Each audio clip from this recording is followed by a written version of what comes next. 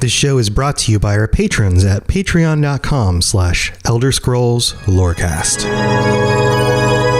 Robots Radio presents The Elder Scrolls Lorecast. Welcome to the Elder Scrolls Lorecast, a place where the Elder Scrolls community can come together to discuss the boundaries of our knowledge about the universe of the Elder Scrolls. That creepy music means it's time again for the Elder Scrolls Lorecast, and this was going to be our patron episode, but we decided to push it back a week. So if you are tuning in expecting to see a bunch of faces, then you might be disappointed to only see my face and Lotus's face, but especially my face, because Lotus is a beautiful man. Lotus, how you doing, buddy?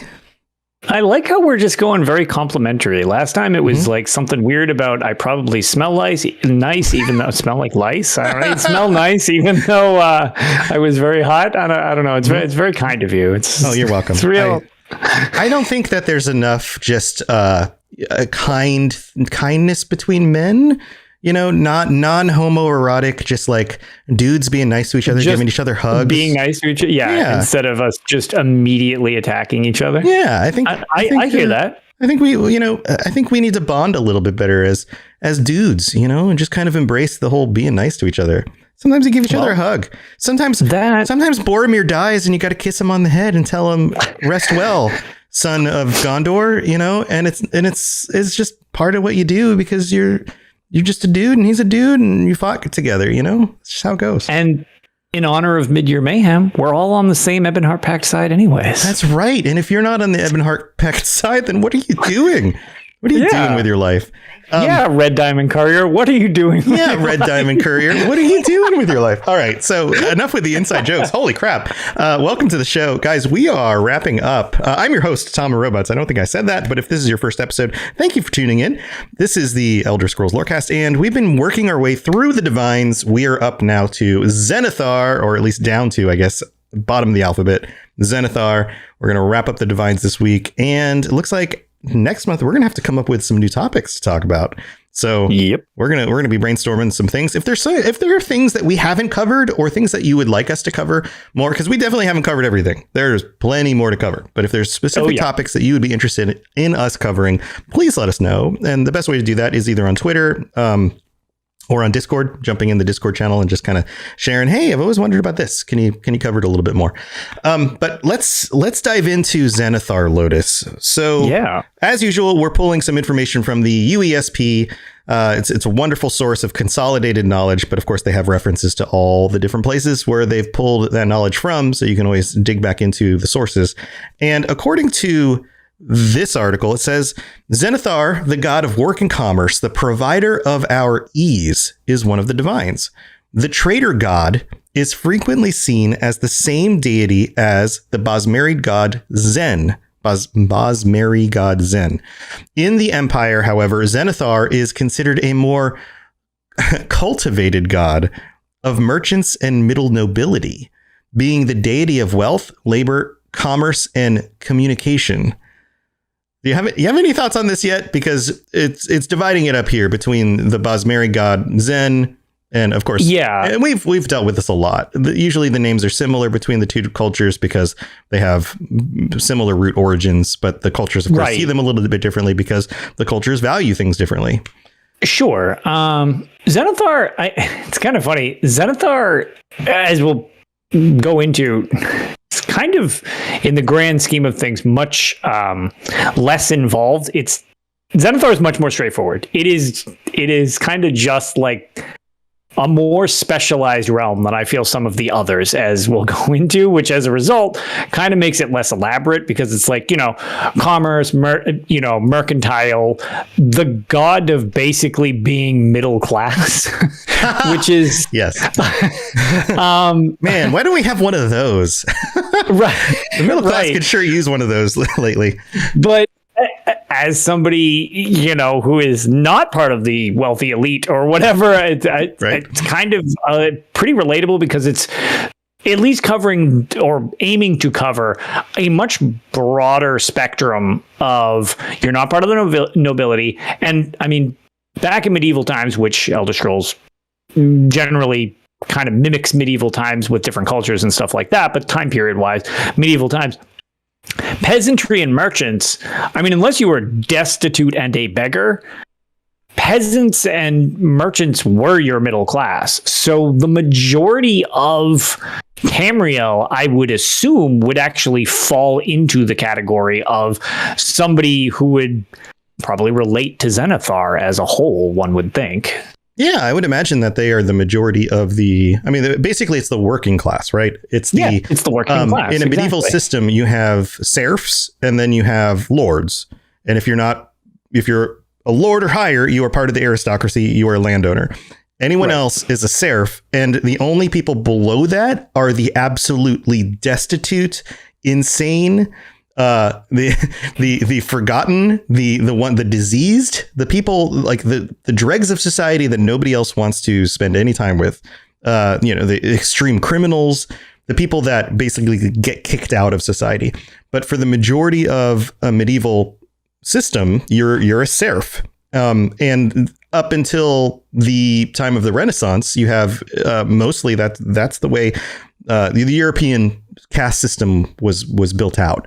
And eventually you would have the growth of the middle class, which were like the merchant class, right? The ones who would go beyond just tilling the land for some other landowner. They're the kinds of people who would make things or travel and trade things and do these kinds of things. But in this world, it's as if Xenathar, it kind of is, in Cyrodiil, you've got more of that merchant class. In Daggerfall, you've got more of that merchant class, but overall, it's just kind of the working people's god.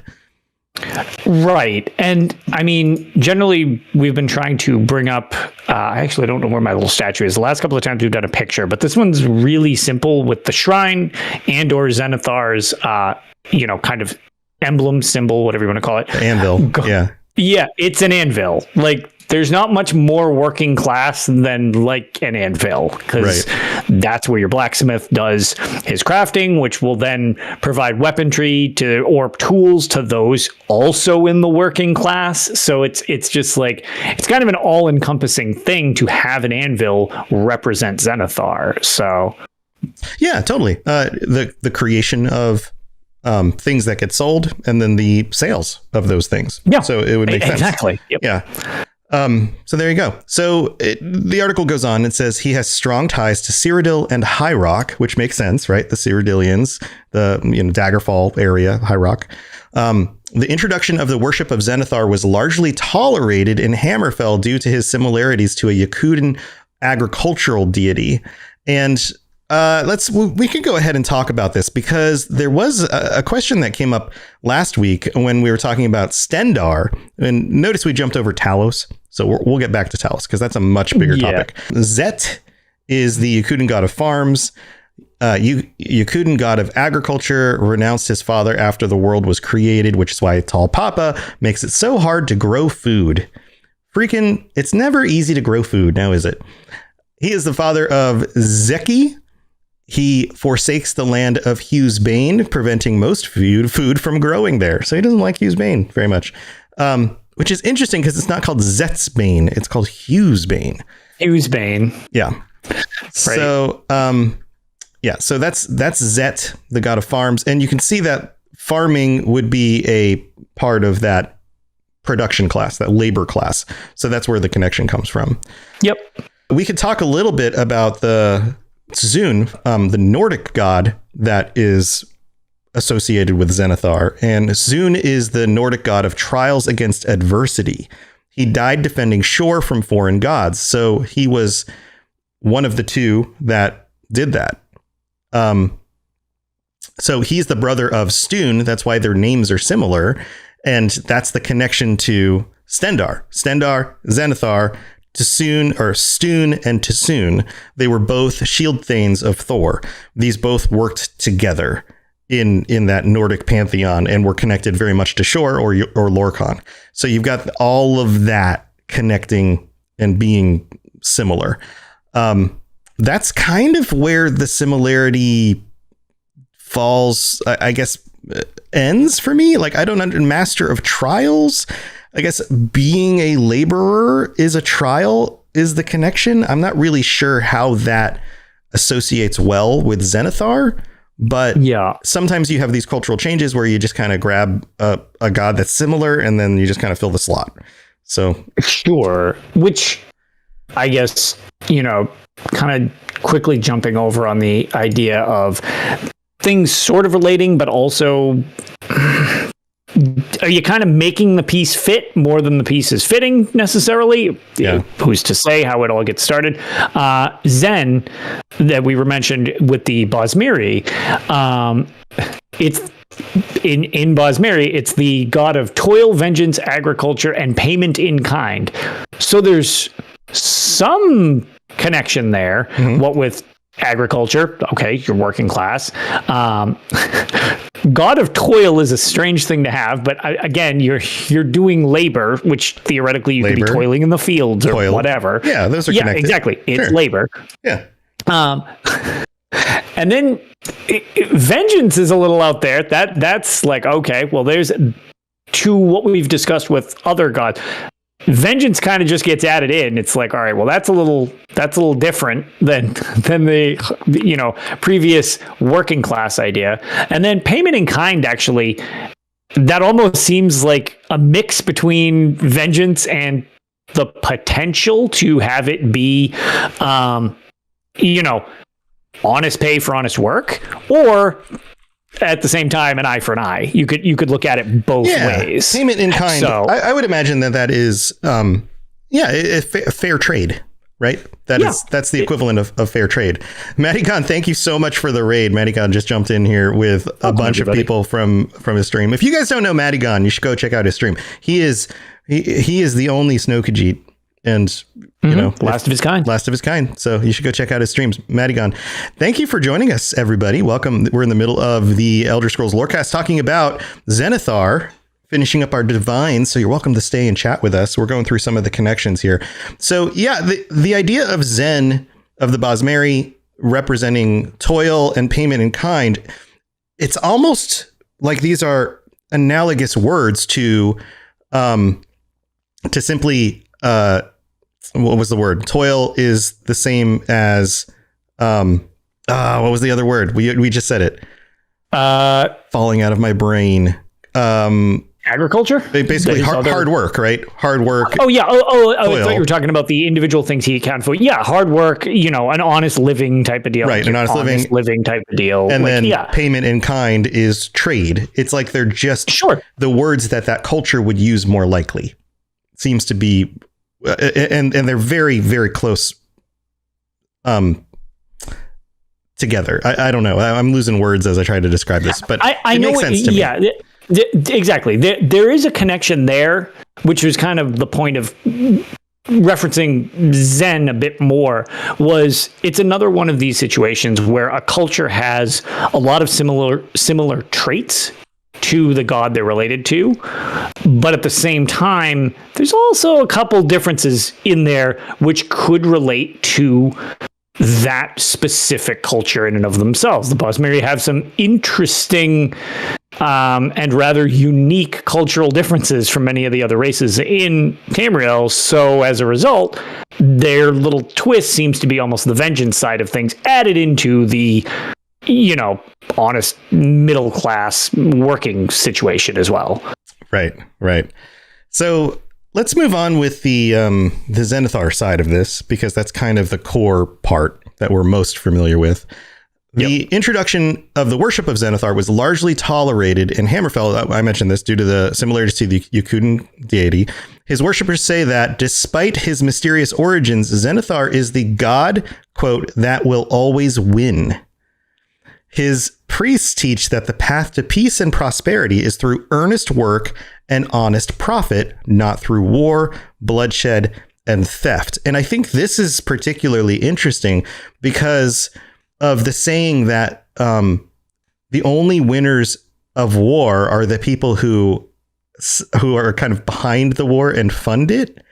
I mean, there's a phrase that I can't think of the common phrase, but it's the reason why, for example, the United States came out on top after World War II.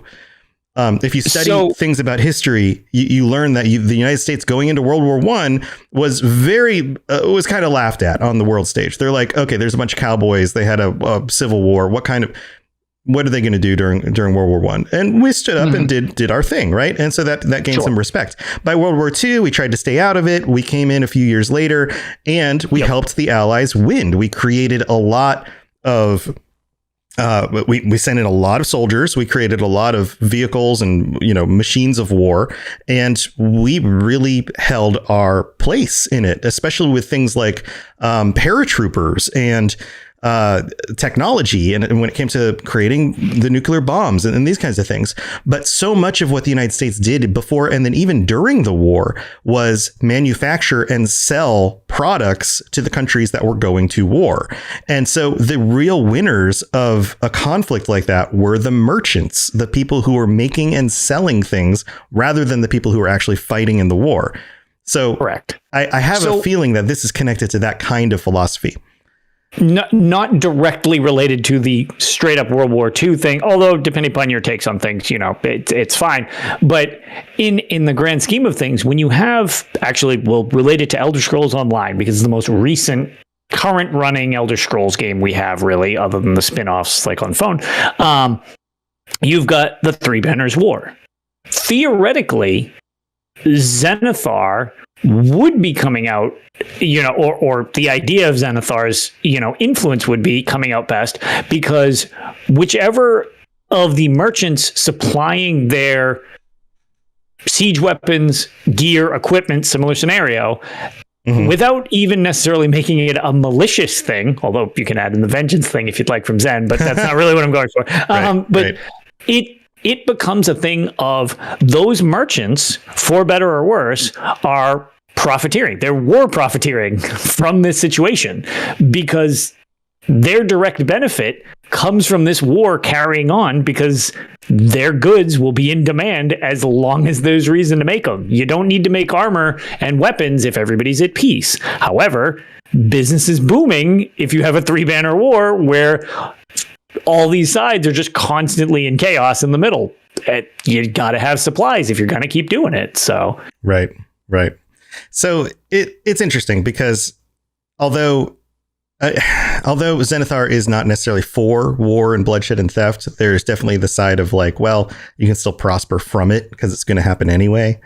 And then that inevitably turns back around to like what you're saying, like, well, then let's just let it keep happening because we're the ones profiting, right? Like, yeah, there's an incentive to let it carry on. Yeah. I really like the quote Crystal put in chat. The people who got rich off the gold rush were the ones selling the shovels. Yeah, it's a great way of explaining it another way. It's like, well, that's not incorrect. Right. It's more of a sure bet. Like, yeah, it is. Like if you're gonna take up arms, risk management. Exactly. If you're gonna take up arms and go fight, then you will either win or you'll lose. And even if you win, you may not make out of that situation with things that make your life better. But if you're the person who is supplying the weapons and the tools, then you're most likely going to win because all you have to do is you just fill in the business, right? So that's kind of the concept here. So it goes on and says, Xenathar is seen as a warrior god, but one who is restrained and reserved in times of peace. So there's still that kind of connection to war. It's like war, but being smart about it. Yeah. He is thought to be associated with Kinnereth, as well as a large star or a large blue star, sometimes seen in the skies of Tamriel. It is also said that he is most in touch with the mortal world and that he created the Mace of the Crusader for Pelennor Whitestrike. And we talked about this before. It's like every one of the divine created Everybody something. gives Whitestrike a gift. Right. Everybody gave him a gift. So congratulations. He gave him the mace to help him defeat Umaril the Unfeathered. Nobody liked Umaril the Unfeathered. Nobody liked the him. Right. And the quote about as well as a large blue star sometimes seen in the skies of Tamriel comes from the book King Edward Part 8. And I'm going to have to dig into more of that about this because these manuscripts are actually fairly large and I haven't read through this whole thing to see what that reference is. it's from Daggerfall, so it's an older story, so it may not even have anything to do with the more recent lore bits. But as we've noted before, sometimes going back to this stuff is really interesting. So I'm going to make a mental note to dive a little bit more into that and just see, is there something else going on there with this blue star and that reference? Oh, interesting. Because it's not a common reference. It's another one of those, like, this showed up in one place, 20 years ago in a game from 20 years ago. And what does it really mean? And Daggerfall being one of the ones I have yet to completely conquer, I don't have an answer to that. I did not know that's a thing, actually, until you just brought that up. I didn't even see that in the notes. Yeah. So the Nerevarine purposely received his gauntlets, Xenothar's warning and Xenothar's wiles. A blacksmith's anvil is a symbol representing labor and production. Yeah. Temples devoted to him are sometimes called resolutions, which I think is a really interesting name. That's pretty cool. I like that. That's a good name for a temple. Yeah. So they're called the resolutions of Zen or Xenathar, depending on the region they're in. And it's a temple dedicated to Xenathar. Blah, blah, blah, blah, blah. These are generally the place of worship of Xenathar. The resolution was designed to be adapted with the current times, but resilient to its unforgiving nature, hence the name. So this idea that, like, these temples and the worship of Xenathar can change with the times, but still maintains its own foundational point, labor and trade being the two most prominent. There's also knights related with that and some other things going on there. So nothing else too super interesting. But let's see. Let's continue with this part. It says worship of Xenothar is typically more prevalent in some geographic areas such as Leowin, Tatambu, and Cambria. One form of an offering to Xenothar is to burn crops at a shrine of him to offer thanks for prosperity. And this makes sense from the concept of crops being the thing that is most commonly created through labor in a medieval style society where most people would be farmers. So There you go. And this was a very common thing in many historical religious contexts. The burning of crops as an offering is very, very common. It's a very biblical thing, like Old Testament kind of thing. Which is, funny enough, that's actually a quest you do in Cyrodiil if you're trying to do the town quests. Mm-hmm. When you go to Cropsford, just burning the whatever they are that you burn. That's a repeatable daily, which I actually think might have been one of the quests for the day for that new Endeavor system. So it's in game as much as it's just a thing. Crystal says, if I remember correctly, God really hated vegetables. I believe this is where the term tithing came from, because a tithe is really a tenth. And the idea would be that, like, if you grew crops, when it came time to take the crops in, you would reserve a tenth of them for your offering as thanks to God for providing you your bountiful harvest, that kind of thing. So that's where tithe, I believe the origins of that phrase came from. You guys are welcome to correct me if I'm wrong, because I'm digging back in old brain stuff. This article ends with the Daggerfall Merchants Guild was known to award small golden anvils in Xenothar's name to upstanding members. So you get a little tiny little gold anvils. That's nice. There you go. Make a little swords on it. Lapel. You make little gold swords on a little gold anvil, and then it'll dented up. Xenathar appeared to the Nerevarine during their service to the Imperial cult as a Red Guard named John Hawker, and after he had been freed, he gave the hero some artifacts named after him. The mace from the Crusader's relics was created by him. So, this is interesting. This part right here about appearing to the Nerevarine. Usually, we get appearances of Daedra. You'll find, like, I don't know, some Daedra person appeared and did this thing, and because they're more active in the world, or they sent a message through a messenger, or there's lots of different ways that they do this. But this concept of Xenathar appearing as a specific Red Guard named John Hawker, like a specific individual with a specific name, is very rare in the research that we've done and in my experience of the games. This idea that a divine, an Aedra, did that, reached out in that way. Yeah, maybe Zen is just more willing to do the hard work. Maybe it seems like Xenathar might actually have more of a hands-on role with humanity than some of the other Aedra. Definitely. This is much more direct intervention than the metaphorical one you get a lot of the times. Yeah. Yeah. And I wonder why that is. And I wonder, this shows up during the story of Morrowind, the Elder Scrolls 3. So yeah, it's still a while back. It's a while back. The writers at the time were different. So I don't know. I guess I don't have another theory on that because it hasn't happened anywhere else. So yeah.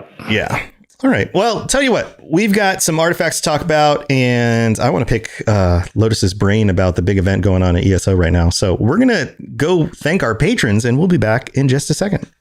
The skies are marked with numberless sparks, each a fire, and every one a sign.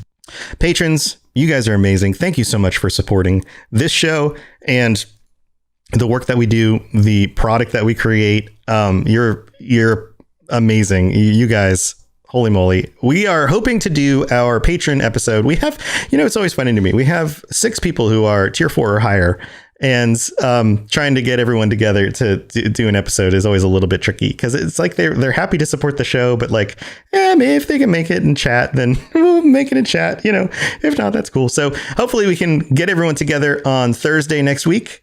And that'll be the first. So it'll be right after the end of the month in order to have our patron chat.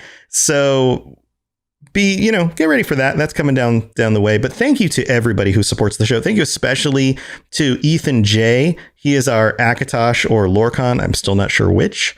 And to Daniel O. and Noodle Al Dente, our Daedric Princes, our tier 5 patrons. You guys are amazing. And every other one of you, all 52 of you, you guys are awesome. Thank you for your support. I really do appreciate it. If you're interested in helping to support the show and getting free stuff like ad-free episodes a day early or discounts on the store. Oh, and I'm wearing my Elder Scrolls Lorecast shirt today.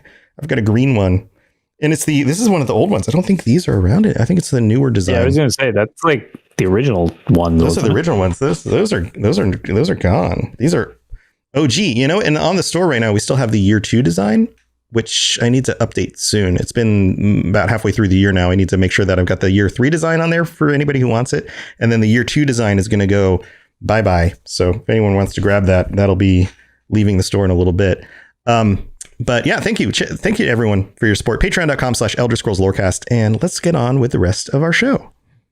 Yes, you're entirely brilliant. Conquering madness and all that. Blah, blah, blah, blah, blah.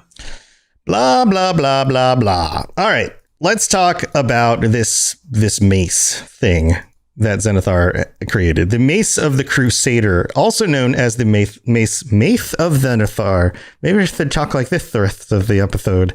The Mace of Xenathar. That'll really make it easy to understand all of the deepest lore. I'm sure it'll really make everybody who listens to the show very happy. Though the strikes are burnt by holy flames. I'm also not sure what accent we've added to that. It's almost Sylvester the Cat, sort of. It's like Sylvester the Cat meets the guy from the Bride movie, the Princess Bride. Princess Bride. The the guy. Yeah. The eccentric guy who poisons himself with that guy. Iocane powder. I forget what exactly it was. But I don't remember. All our Princess Bride fans are currently screaming at the thing. Of course. See? Another connection right to the unofficial Elder Scrolls pages. And Doc loves the Princess Bride, so she'll be screaming the answer into the speakers right now, I'm sure. Absolutely. I can't remember. I rewatched that show, like that movie, a few months ago because we wanted my son to see it because he'd never seen it. It's so good. I can't remember. I don't have it memorized, but it's so good. I don't have it memorized either, except for Mailwitch. That's that part is real good. Anyway, so those it strikes are burnt by holy flames, and it has the ability to turn the undead. According to legend, when Pelinal Whitestrake was slain, a messenger carried the mace to the settlement of Leowin. Centuries later, the master craftsman Saint Callidas built the great chapel of Xenathar to honor the legend. When Callidas died and was entombed in the chapel, those who prayed to him began to receive visions of the Mace. That reminds me of, like, speaking of other movies, the Quest for the Holy Grail, when oh my God, we're just gonna forget names all over the place on this episode. What is going on? The Pure Knight, what was his name? The Castle Anthrax with all the single ladies. And he sees the Grail, like the symbol of the Grail above the castle, and he's like, "I saw the Grail, I saw it."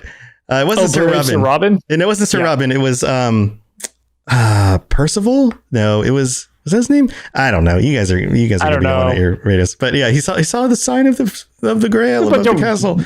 Vague references to things as opposed to actually concrete. You know that one movie that has like knights and stuff in it? Yeah, that one. So they were seeing these visions of the Mace. In the vision, the Mace can be seen in the distance, separated by a void. The void symbolizes doubt, and the inscription on the tomb says to, quote, walk in the faith. Sir Ralvas of the original Knights attempted hundreds of times to reach the Mace, but failed each time. The pilgrim later discovered that the boots of the Crusader are needed to cross the void.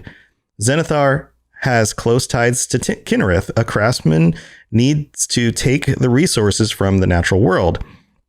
With the boots, the path of life was illuminated, and the pilgrim recovered the Mace. So, and again, that connection for Kinnereth and Xenathar, like these connections between the two divines are interesting. That's not Stendarr, that's Kinnereth. So it's a different one than previously we mentioned. But I wonder, like, this raises another question for me that might be something worth looking up. The different times that the different Aedra or Daedra are connected in very specific ways in order to fulfill a quest or some sort of like old lore thing. I bet we could create like kind of like one of those like web maps of like these two work together, and then these two work together, and then these two work together, but nobody works with this guy, you know, like, and have one of those, like, these are the people who are most likely to group up in what they do and why. That would be interesting. Yeah.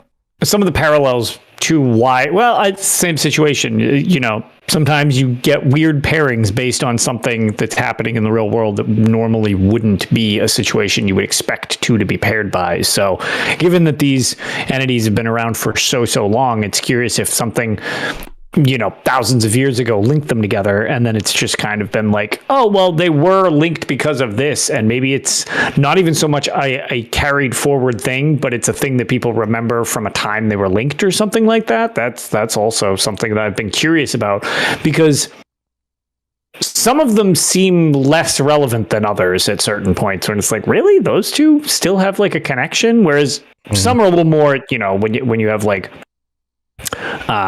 you know, more direct connections, a wife, a concubine of someone. Okay, well, that's a pretty straightforward connection. Whereas just like some of them, it's almost tangentially connected. So that's an interesting difference that some of them have. Yeah. And some of them are just more obvious than others. Also that. Yeah. Some of them, it makes sense that they would work together, so to speak, just in terms of like what they represent because of just similar interests. Exactly. So the concept of like Stendarr, god of mercy, charity, luck, justice. This part right here, justice connecting to things like labor and trade makes sense, because you want to be fairly treated for your hard work. You want to have fair trade. You want your trade to be just. Like that makes sense. So Stendarr and Xenathar working together, that totally makes sense to me. Like that seems, they go hand in hand. It seems like an obvious connection. It's a situation you wouldn't see it functionally working without them kind of connecting to each other. Right. Now it'd be a lot harder to have an honest trade deal if people were just trying to scam each other over. Exactly. And if you do get something, you know, stolen from you in a trade agreement that goes bad, or you get screwed over in a working agreement, then you want justice. You seek justice for it. It's a very direct connection. Kinnereth, the goddess of heavens, winds, elements, unseen spirits of the air. That's not an immediate like Yeah. I mean, I guess the winds and the elements, you need it to rain in order to create crops, which you labor. But I feel like that's like 2 steps removed rather than just one. The one thing that it is, because boat travel for transporting of goods. It's like, that's okay, the other one. Wind could relate to that. Like Right. you could tangentially attach these things, but it's more of I'm looking for a way to connect them as opposed to the connection just being there that I'm noticing. Exactly. So like a sailor who is a merchant, it would make sense that they would worship both Kinnereth and Xenathar. Those two would make a lot of sense together. But outside of that, it seems a lot more of a stretch. Sure. Maybe farmers, but like I said, that's kind of 2 steps removed. And I mean, you can make connections between any of these things because everybody's lives have something to do with the natural aspects of the world and, all that kind of stuff. But yeah, it's one of those interesting things that makes me wonder sometimes. The other item here is, and I mentioned this earlier in the text, it says Zenithar's warning and Zenithar's wiles. Now, these aren't just like things that Xenothar says or does. These are gloves.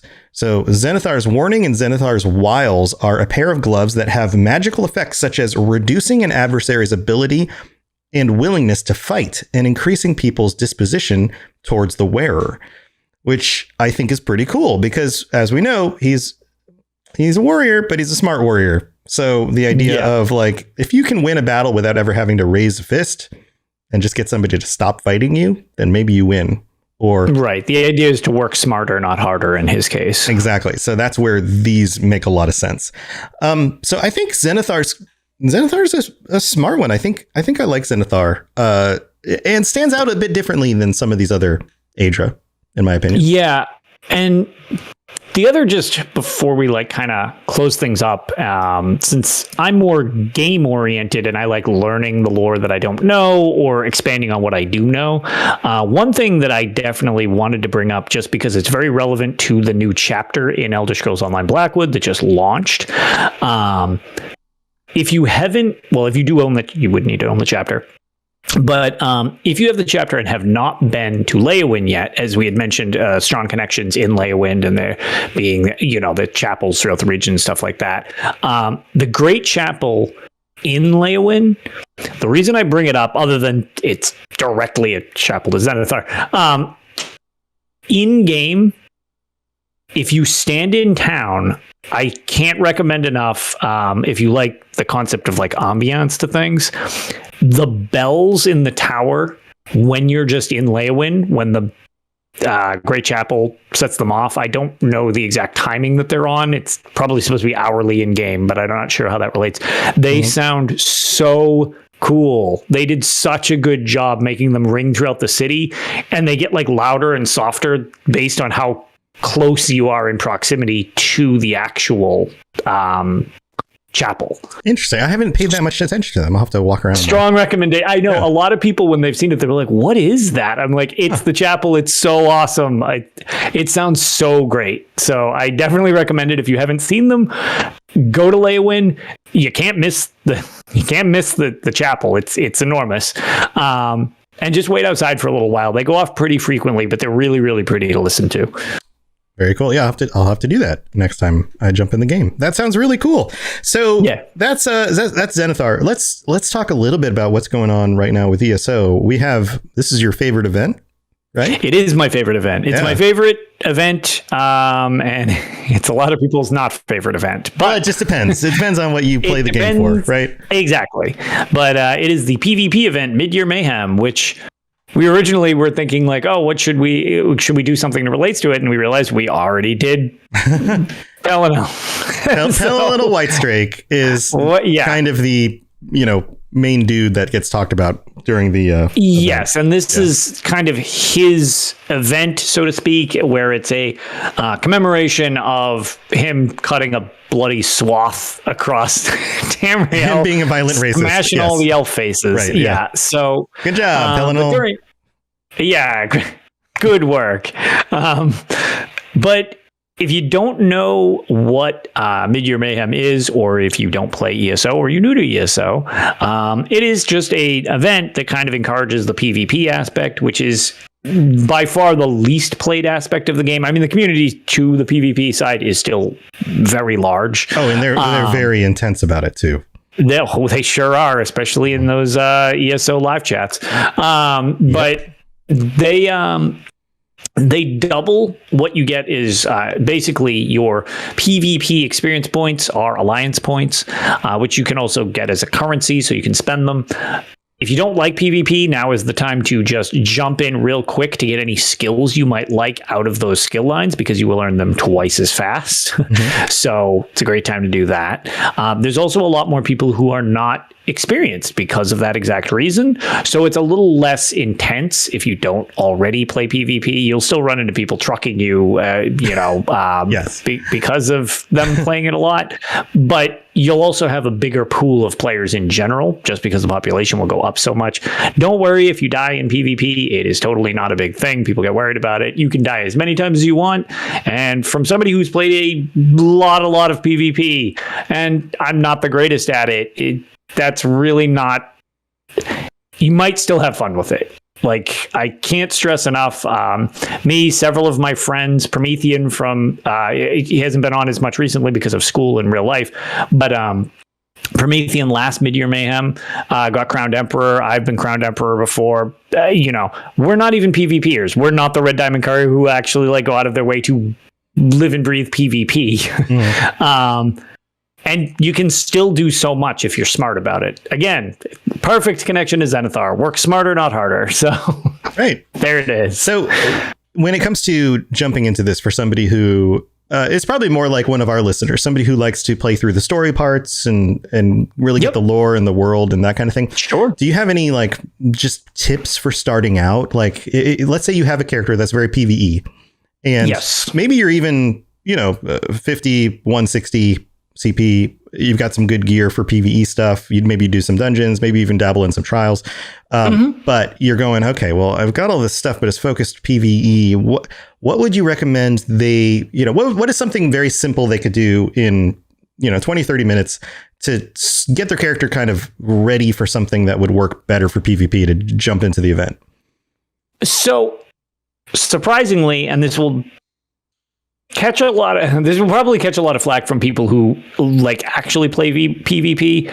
You can actually make PvE gear work surprisingly well in PvP. You're not going to be best in slot. You're not going to be just wrecking on everybody.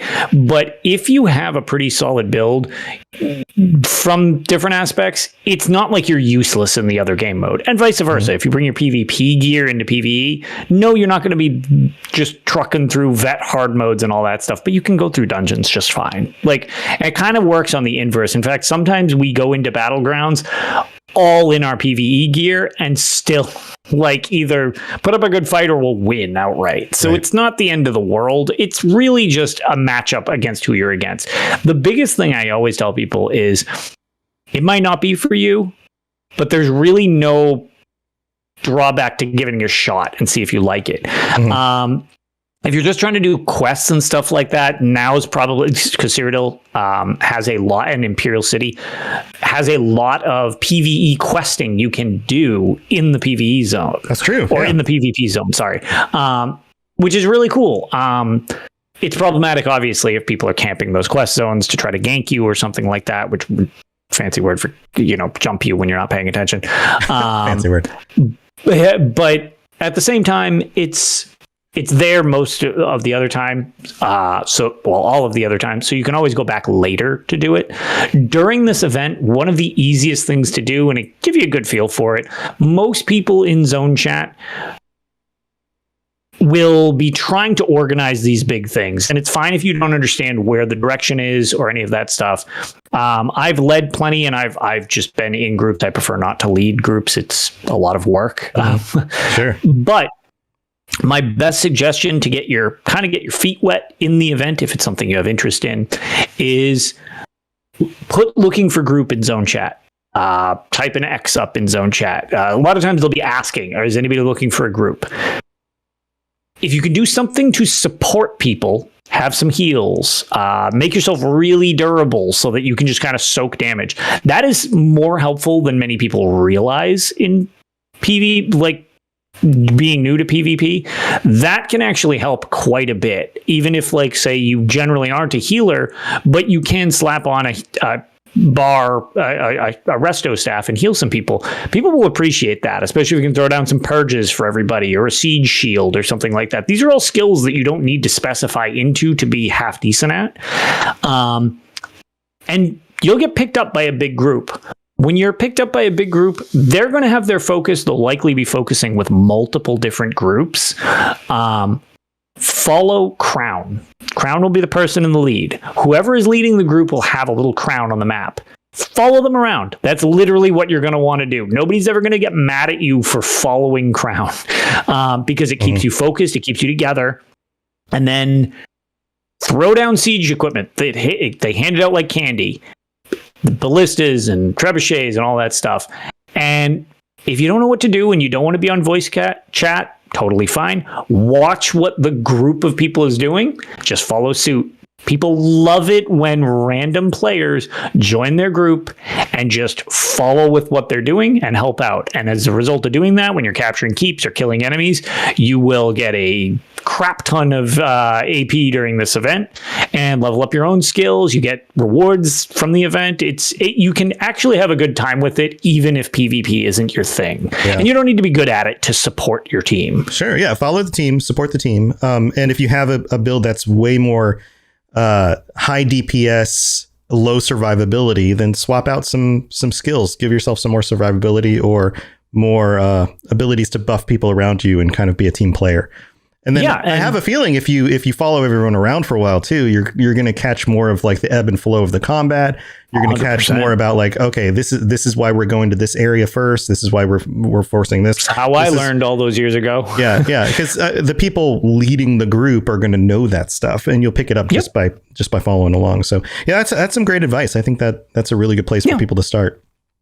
And if it's not your thing, don't sweat it. You'll probably end up, by the time you make a firm decision after giving it a shot, you'll probably have the entire skill trees unlocked. Mm-hmm. So, because there's only 10 ranks in the Alliance War for each skill line. There's a defensive and an assault line. So it's like you'll level them up quick enough that you've got the skills unlocked. So if you don't like it, then don't go back to it. It's fine, but you won't know if you don't try. And the zone of Cyrodiil has some neat little side quests and repeatables and stuff like that. Again, don't suggest it during the event, but do yourself a favor. Even if you can get maybe just a few friends that do PvE as well, that are there's strength in numbers.